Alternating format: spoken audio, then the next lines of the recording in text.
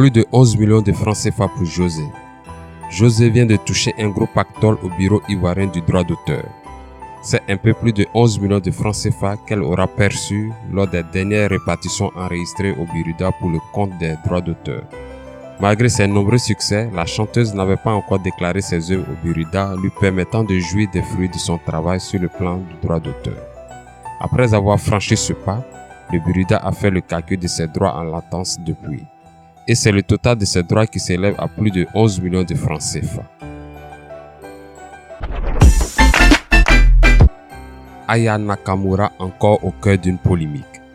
En effet, l'auteur de Gaga avait refusé de faire une photo avec une jeune fille qui s'est retrouvée dans le même salon qu'elle.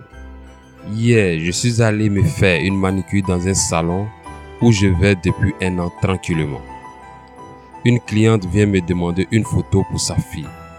Moi, j'étais en pantoufles claquettes, pas maquillé, j'avais des boutons, je n'étais pas là pour faire la belle. Je refuse et là je deviens le sujet de conversation principal de tout le salon, a affirmé Aya Nakamura. Par ailleurs, la chanteuse a ajouté avoir été agacée par les questions des personnes qui se trouvaient dans le salon. C'était un moment de détente et tout d'un coup, tout le monde parle de toi, te pose des questions sur tes rumeurs bidons, te conseille sur ta musique comme s'ils étaient des directeurs artistiques d'une maison de disques. J'avais envie de leur dire, laissez-moi tranquille, je ne vous donne pas de conseils sur votre salon. Je ne pourrai plus y aller, c'est dommage car je l'aimais bien, rajoute l'interprète de Gaga. Ces propos d'Aya Nakamura ont suscité la colère de Sarah Frézou, une star de télé-réalité en France, cliente du même salon de coiffure.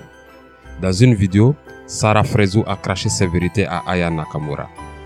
Je suis choqué, Aya. J'aime bien tes musiques, mais là, il ne faut pas mentir comme sa meuf. Aya vient aussi faire ses ongles ici, mais personne ne lui a parlé de sa musique ici. Les gens ont juste demandé comment elle vit, quel est son train de vie. Ne dis pas des choses comme ça, on n'est personne. Quand les gens te demandent une photo, je ne trouve pas ça normal de dire non. Les 3 quarts du temps, tu refuses. C'est trop mauvais, il faut arrêter, a-t-elle soutenu. Rappelons qu'en décembre dernier, Aya Nakamura avait refusé de faire un selfie avec une fan au Sénégal alors qu'elle y était pour un spectacle grandeur nature. Les Sénégalais, pour se venger, avaient boycotté le concert. C'est donc dans une salle quasi vide que la chanteuse s'était produite.